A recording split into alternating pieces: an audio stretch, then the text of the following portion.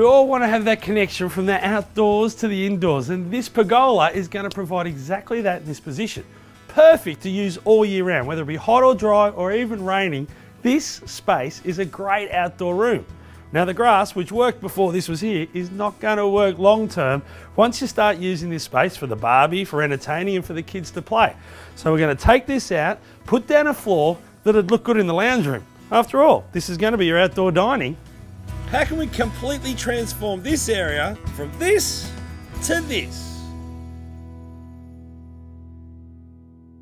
And what we're putting on the floor is an Adbri product called Euro Stone. Now I love it, and this colour here is called Zurich. The reason why I like it is the paver gets made and then it gets shot blast, which means they take off the top layer of it, exposing the ag and giving it a bit of texture. By exposing the ag, you stop the paver from being just a bland one colour look. You can see all these little black and white flecks in it. That's actually granite that's been exposed. And in the light, it catches it and it sparkles like a diamond. Well, that's how you'd sell it to your missus anyway. And because it's got that texture to it, it's not going to be slippery when it gets wet. I like the fact that it's a large format paver because in a small courtyard or a little area like we're doing here, there's less lines. So in a little area, it looks bigger with a fewer lines. Now it's got to lay them.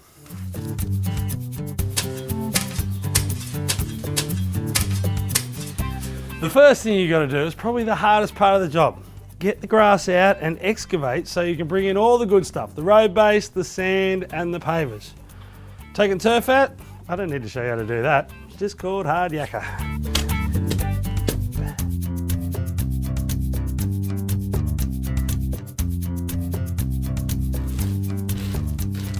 When it comes to paving, I've got 3 tips for you. Preparation, preparation and preparation. What you do when you're starting the job will guarantee a better looking job when you're finishing and a longer lasting job. And it all comes down to road base, something that people easily brush over and hardly do. Now what I've got here is roughly about 100 mil of road base. By the time you spread it out, level it off. Now you don't have to screed this, you can just do it with a rake and a shovel in your eye, but you need to get your heights roughly right because you only want to go over the top with the thinnest amount of sand that you can work with. Then you paver on top and the job's done. I've got this out, I'm going to hit it with the whacker, and if it's dry, you can dampen it down with a hose. That stops it from throwing up dust. But don't get it too wet, otherwise it'll stick to the bottom of your whacker and drive you nuts.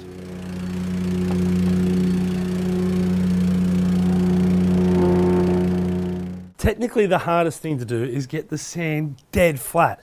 Now the easiest thing for a beginner to do is use some of these rails. They're just thin little lines of steel, but it means when you screed over the top of them, you take off all the excess sand and you don't dig into it. A professional will avoid using them and they'll be a lot quicker. But a beginner, I think it's a must. And they call them screed rails.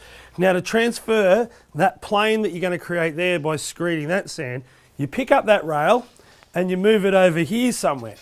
Using the existing rail here and the new one, you can transfer the level and get all your paving on the one plane. Now, a big screed like that will get a lot of surface area done in a short amount of time. But if you're a beginner, start with something like a level or maybe a little bit longer because it's easier to work in small spaces.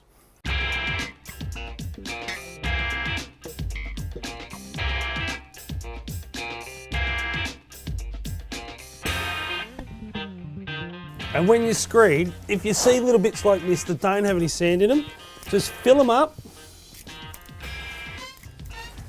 and screed over them again.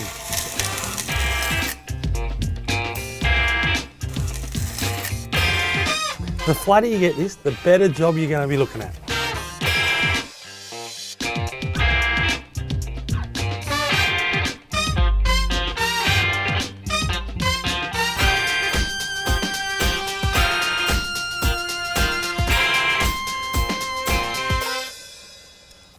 So the first thing I've done is I've laid a header course along the side of the house. Header courses are important because if you end up with small cuts on the outside of your paving, like near the lawn, you don't want them on the edge. They'll move a lot more if they're not framed in by another paver.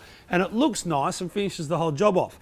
Now what I've done is I've laid the whole row and now I've set up a string line. Without the string line there, it looks pretty straight.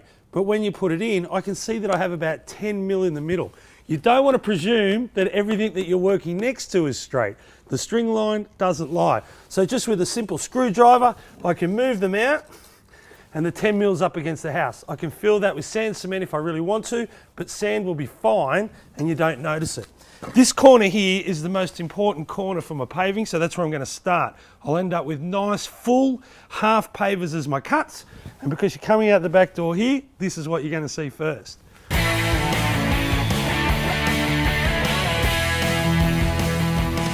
When it comes to laying your pavers, you can tap, tap, tap each one with a mallet if you want, and a job like this will take you all day. Or you can use your shoe and just gently move it out a couple of mil away from the other pavers. You want to aim for a tiny little even gap between every paver. That way the sand can be swept down in between them and your pavers won't rub against each other and chip. It means they can move a little bit and you won't notice it.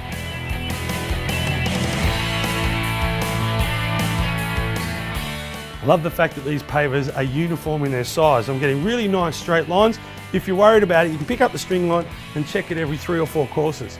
I'm just going to check it at the end. If you see there, I'm hitting the post or the stirrup of the post and I can't lay the paver. Rather than cutting it now and breaking up my flow, what I can do is put a paver in on edge, and now I know where I can lay the next one. And once I've laid the next one, upside down, Miss Jane. Danny, don't you walk on that sand. All you need to do is just wobble this one slightly so that it comes out freely. That means the next one you put in will go in freely.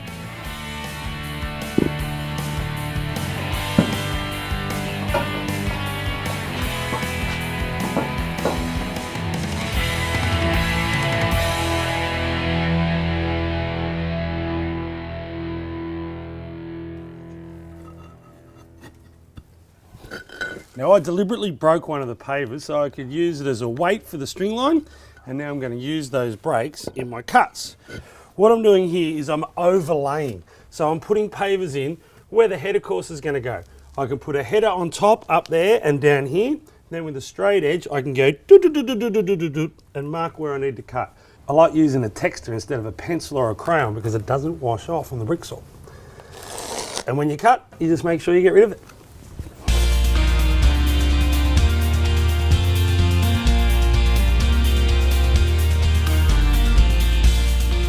So you can see where I've marked out, and all this excess I need to cut off and get rid of. Now these larger triangles, they're still useful pavers. So even though I said mark them on the side so you know what you're getting rid of. That way you might be able to use these cuts somewhere else in your job.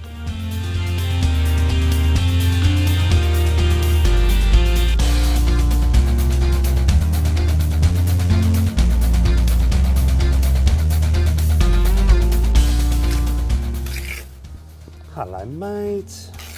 You're a little bit late that time, Dan.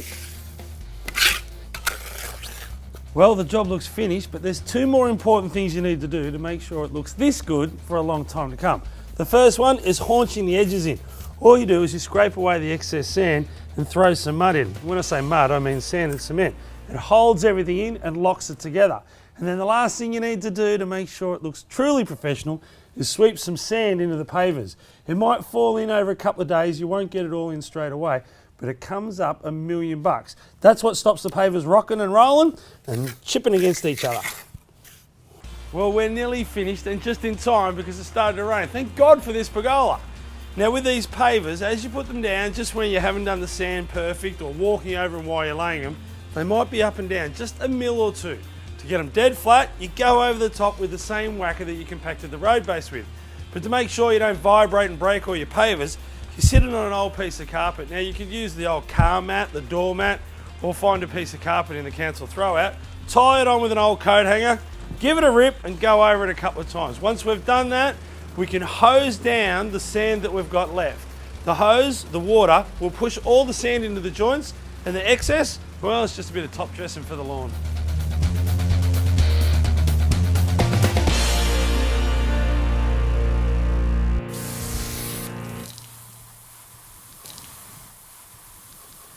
And as soon as you hose it down, it's like unwrapping a Christmas present. Doesn't it come up a treat?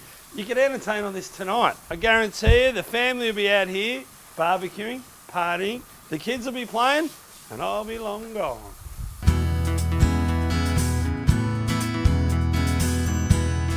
For more information on all my DIY projects, just go to adbrimasonry.com.au. You can get all the fact sheets and download them from there.